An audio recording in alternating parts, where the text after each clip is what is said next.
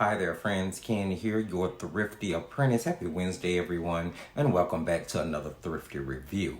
In today's Thrifty Review, we are finally taking an in-depth look at Paintcrush's Art for Joy's Sake palette, 12 half pans.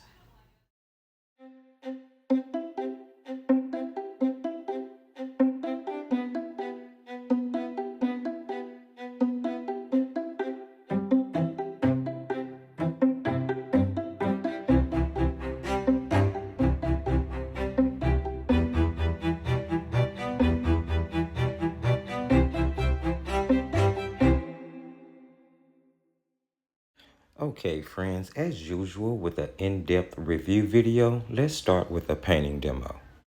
All right, friends, here we are getting a up-close and personal painting demo using this palette.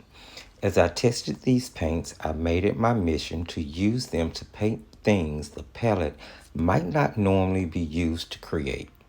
Paintcrush is known for the amazing flower designs it produces, and I wanted to see how the palette would work in conjunction with my painting style. So in this demo, I am painting an outdoor landscape / seascape scene.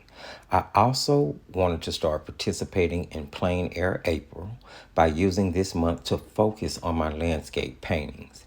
I will have an actual video coming up later this month on putting together like travel bags with travel palettes for outdoor type painting.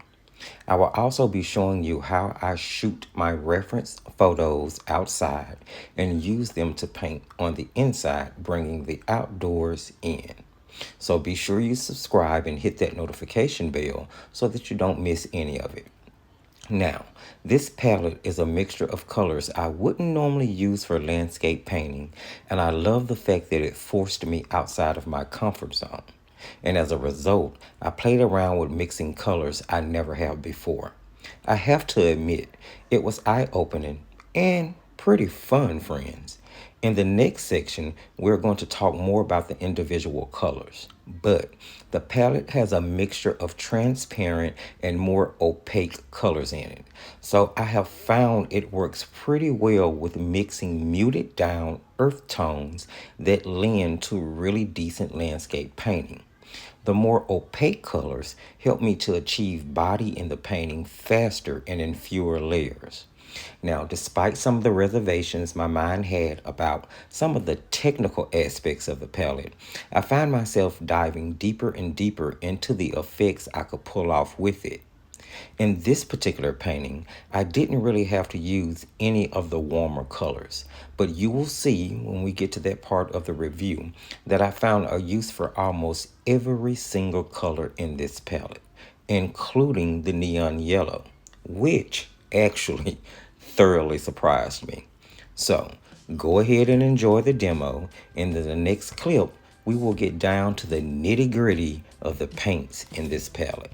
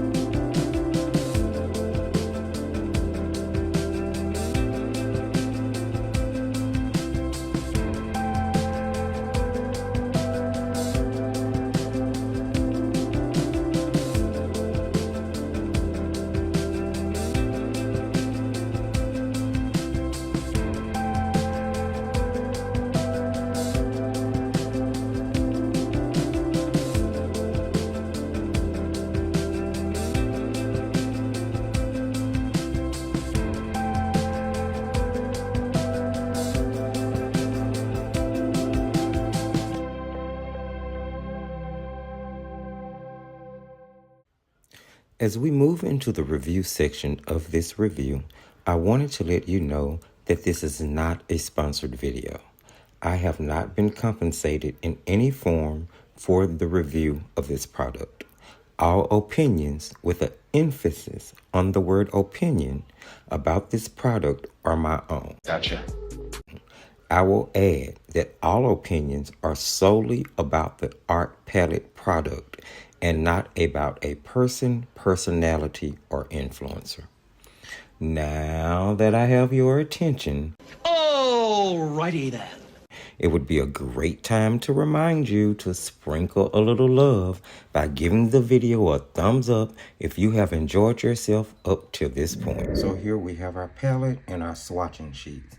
Now, in a normal in-depth video, I take you guys through an unboxing, a swatching, then a demo.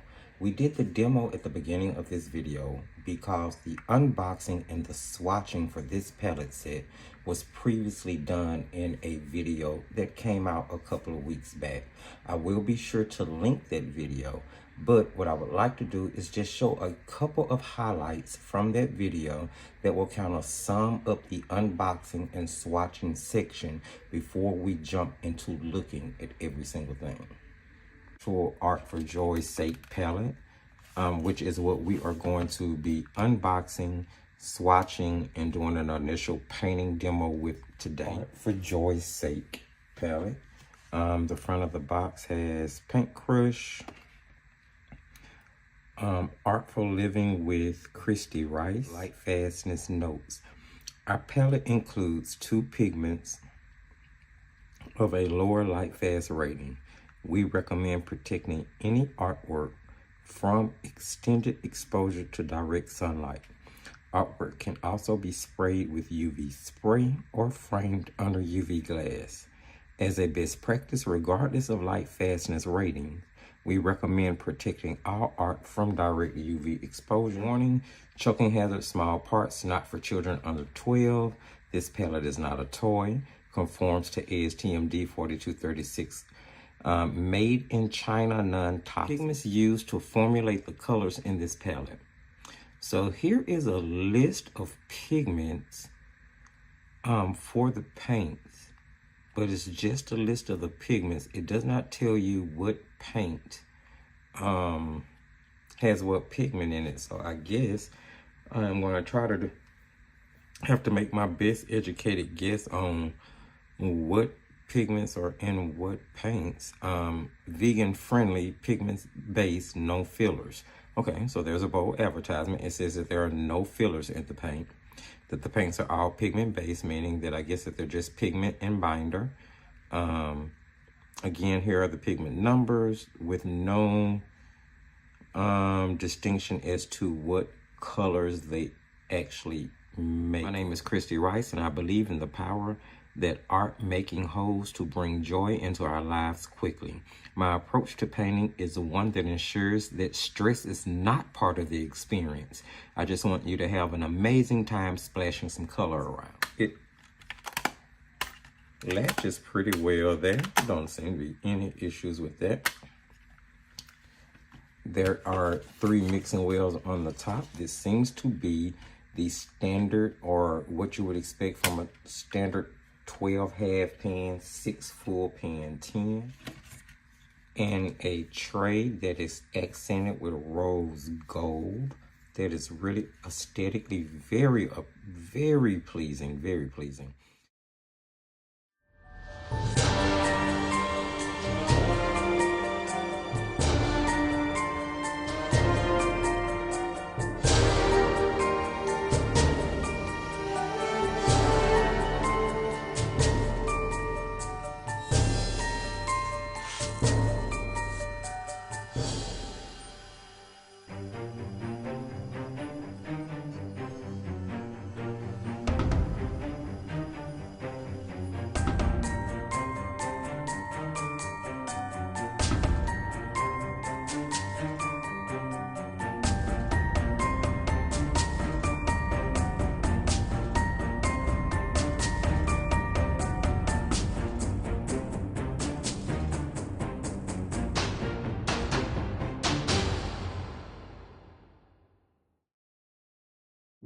Okay, friends, moving right into the paints. Initially, I observed, 12 full, domed over half pans that seem to be machine cut. I do believe that they are glued into the half pans, which is all pretty standard. Now, the paints re-wet really well. I did not pre-activate the paints before I started to use them in any of the situations that I painted with them. I found that they kind of retain water, so they're going to stay wet, which actually is pretty good for helping you keep a saturated mass tone color. You would just add more water if you wanted to water it down. Now, it could also be perceived as a bad thing because they do stay wet sort of semi-moist throughout the time that you're painting with them, especially if you continue to add water to them.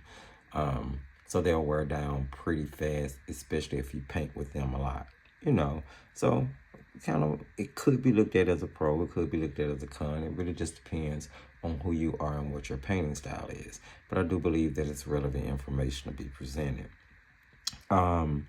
The colors are really bright, really pretty, really vibrant, kind of unusual color palette. Your standard palette is going to be your warm and cool yellow, warm and cool blue, warm and cool red, which are what's going to be your split primary, what is known as. You're typically going to get a yellow ochre, a burnt sienna, and then some mixture of either a black and white or a burnt umber and a convenience green, some like sap green maybe, or olive green maybe. It just depends.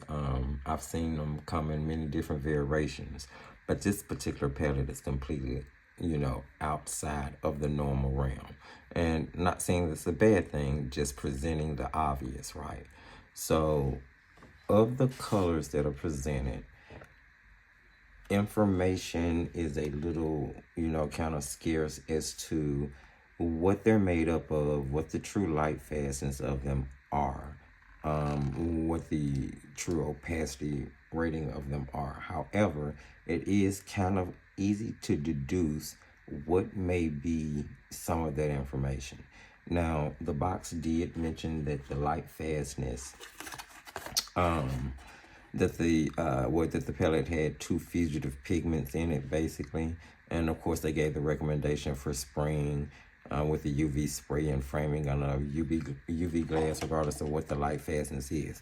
And although that is very great advice and very relevant information, one could argue that presenting the relevant light fast information in the linking pigment information would be needed for an artist that is trying to learn along those lines. However, it's not going to be needed for an artist that's not necessarily trying to learn along those lines, because there are some people who do not find the pigment information may be relevant.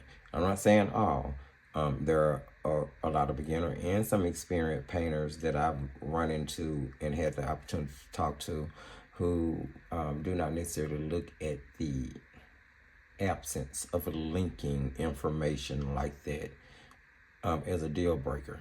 And in some cases, I don't necessarily look at it as a deal breaker either, depending on the quality that the actual palette presents. So let's move on to look at that.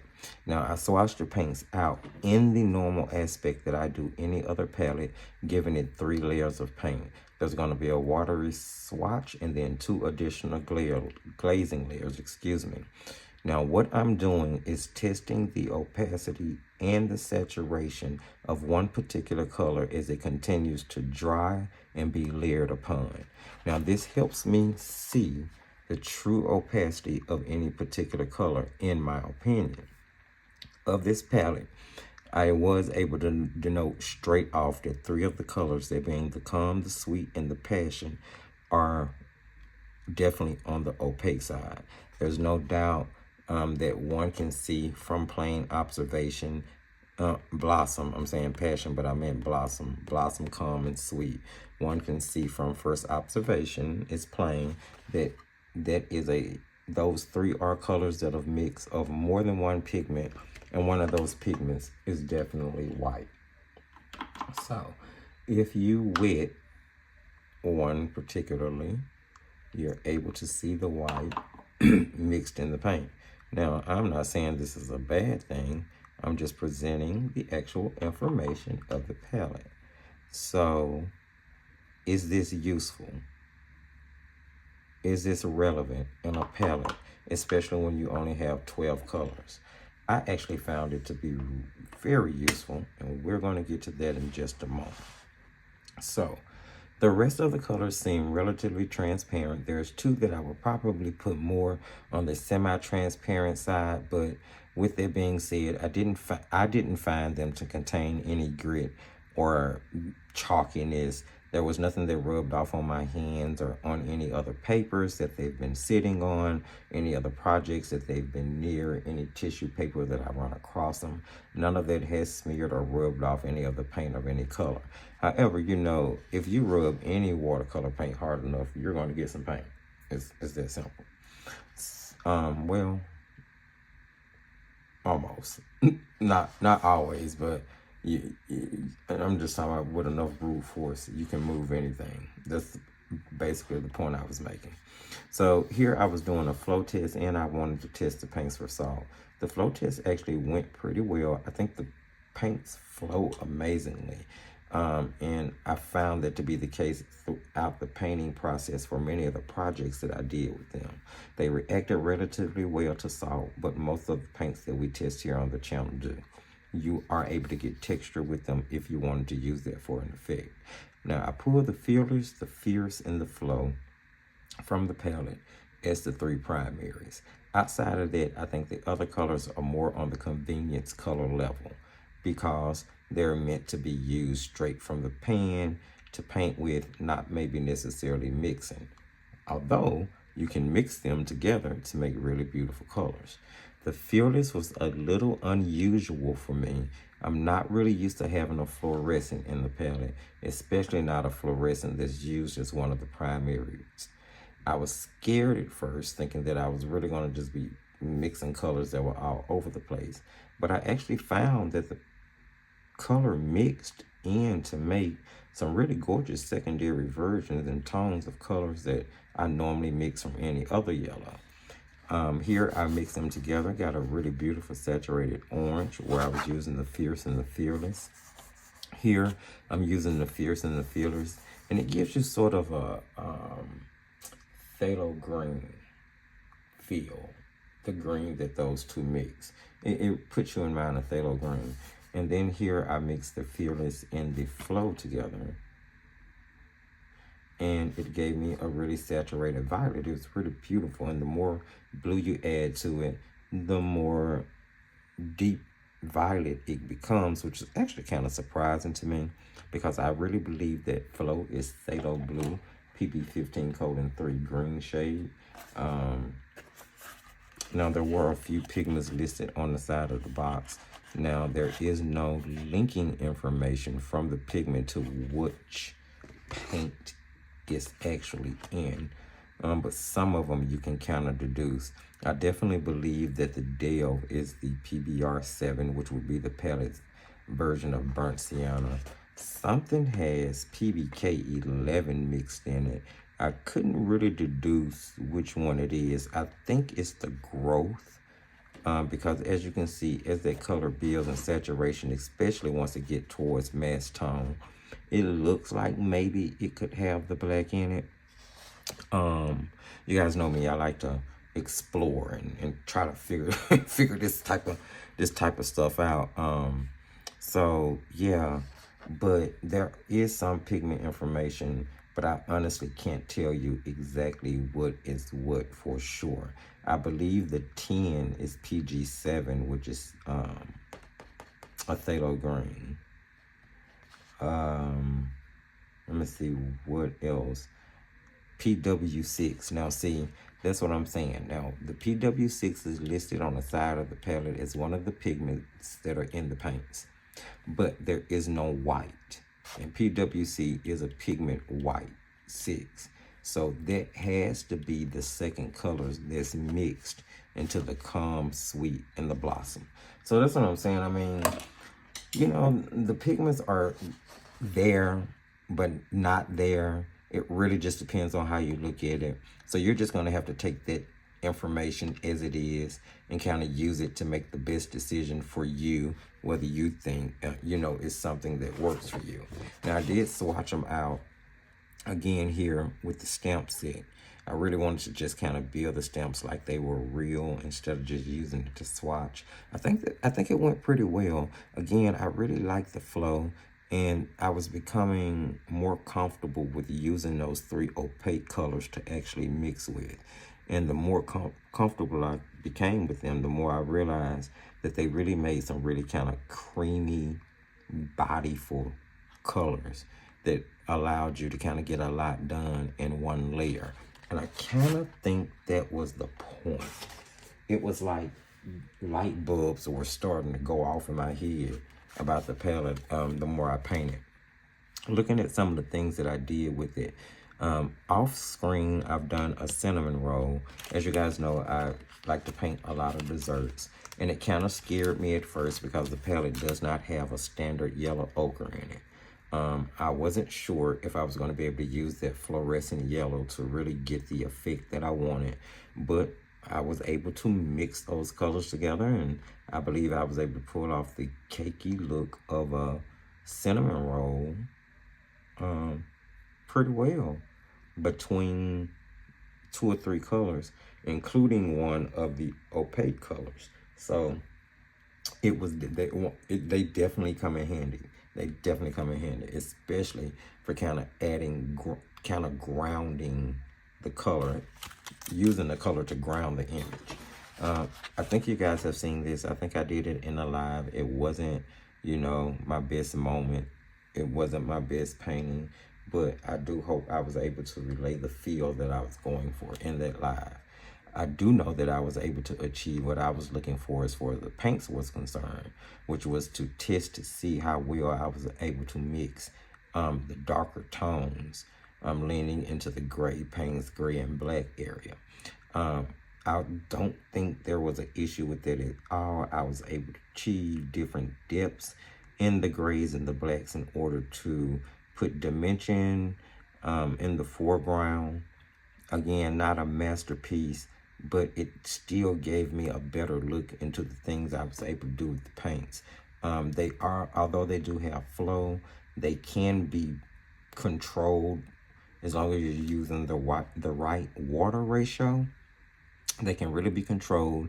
You can get some really precise, clean lines with the paints.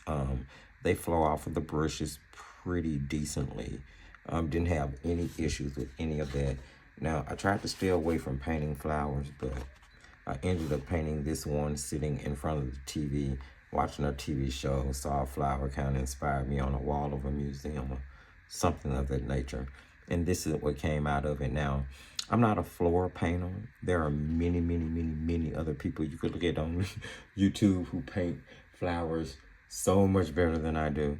But I really enjoyed this. I really enjoyed this process. And I actually really enjoyed the paints here. I enjoyed the different shades and variations of green that I was able to mix. And a lot of those greens were mixed with that fluorescent yellow. I was really shocked. Now, here's where the problem is going to come in. Let's just address the elephant in the room.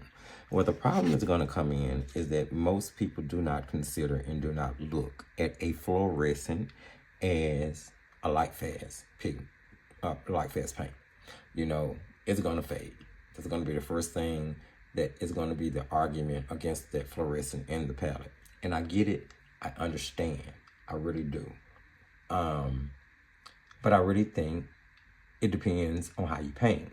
Now, I'm not a person who really displays a lot of my artwork on the wall. Most of it is in sketchbooks, closed up binders, things of that nature.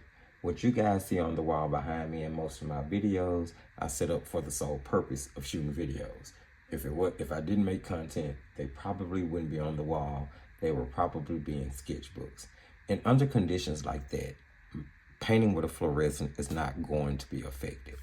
Now, if I refer back to the ones that I have hanging on the wall, because they hang directly in front of a window and receive sunlight on a regular basis, then if we're going to be honest about the situation, then yes, the fluorescent might present an issue.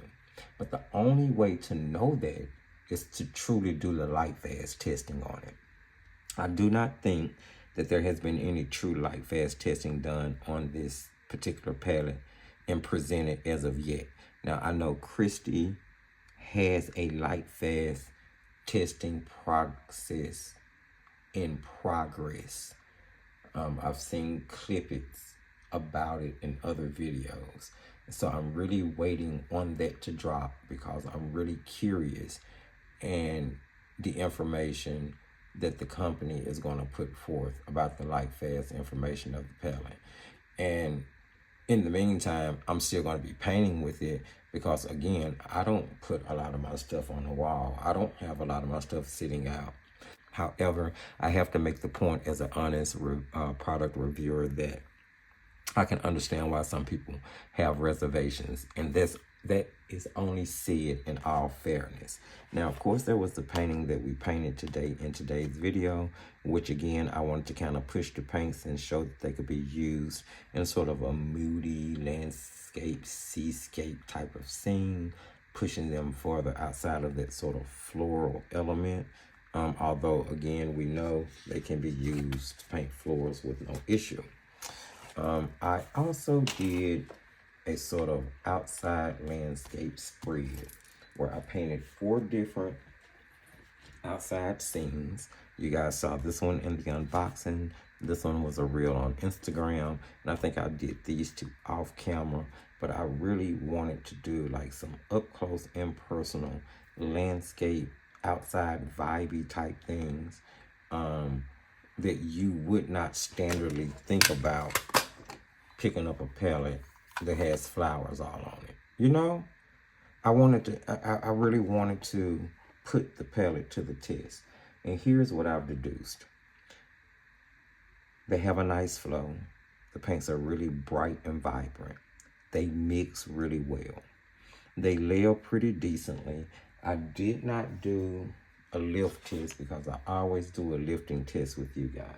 However, I'm going to tell you right off the bat from experience of painting with these paints that some of them stain. And as long as these have been down, then I'm pretty sure we're going to experience some staining with the lifting test. Okay, I have some tissue. I can't find my scrubber. That's what I'm looking for. And I'm pretty sure you guys are about ready for me to wrap this video up. So I am definitely coming to the point.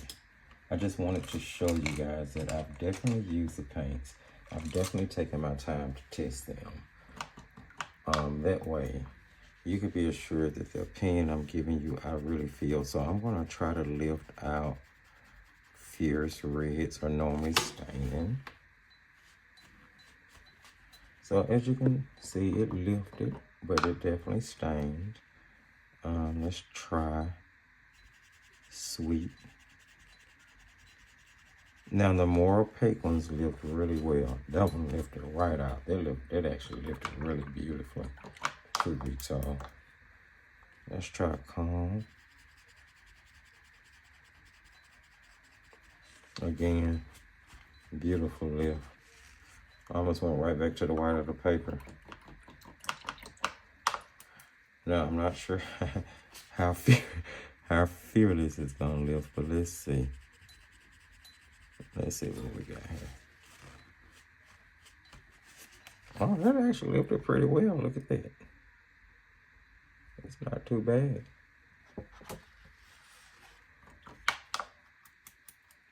Let's try a couple more. This is more the PG. I think this is Phthalo Green PG7.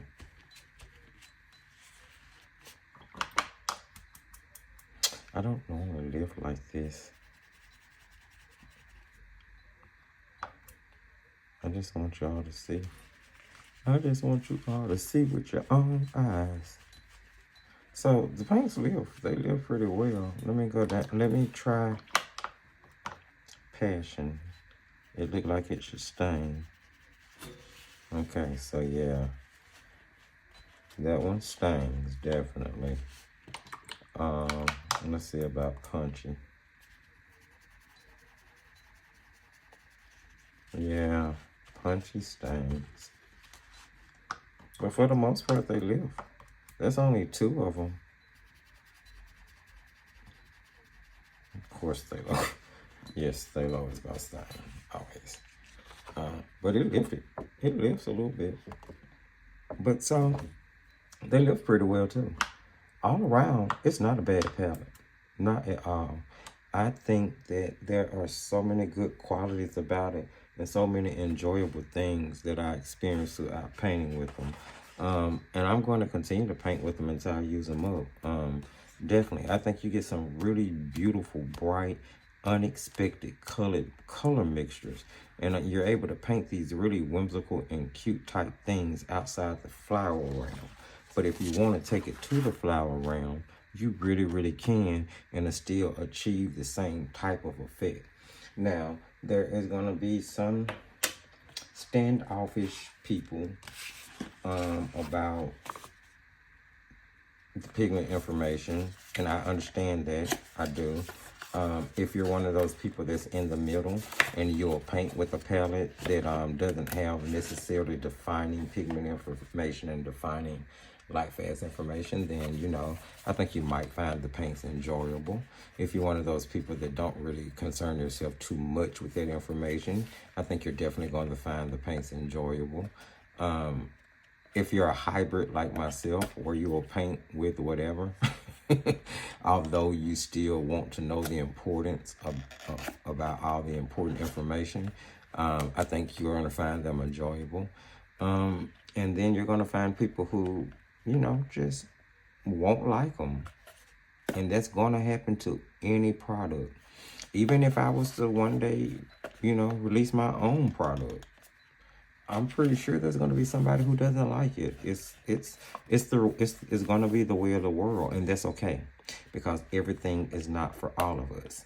Now, in my opinion, based on what I've done, what I've seen, and how the paints have performed and worked for me and my painting style, on a star scale of 1 to 5, I would give these paints a 4 out of 5 stars.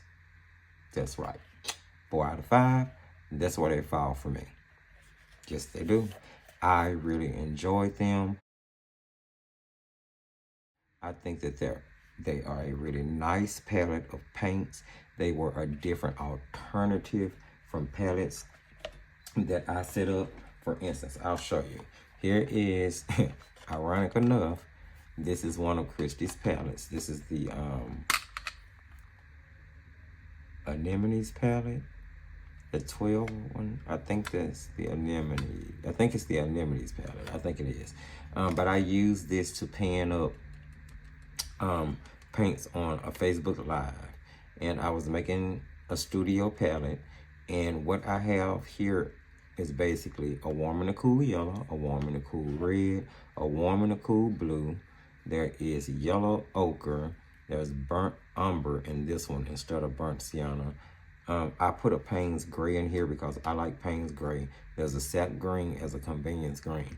And you know, this is sort of the normal standard palette setup that I always paint with. So for me, this was a really different outside the box type of color arrangement and color scheme, but still close enough to what I normally paint with for me to pull off what I wanted while exploring like other different types of colors that I don't typically paint with. And that made it enjoyable for me.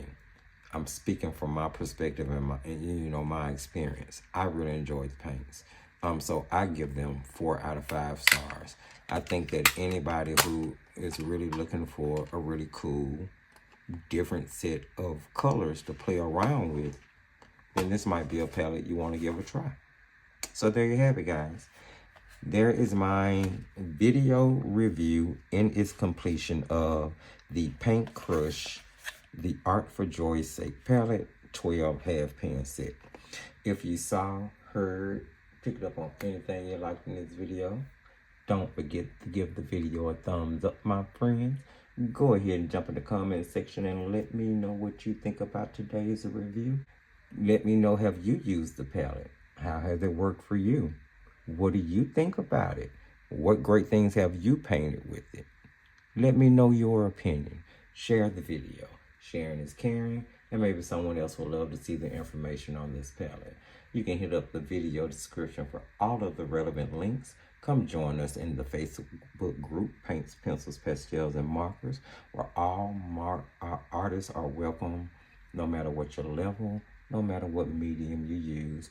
Just so long as you're willing to respect other artists and grow and learn and have fun, come on over and join us, guys. You can check out the most recommended product list for some really good products that won't break the bank. And you can also find links of ways you can support the channel, from Etsy to Patreon, which has a wonderful membership price, to the artist wish list introduced by viewers like you. Thank you so much. I'll catch you guys next time. And remember, as I tell you at the end of every single video, just keep creating.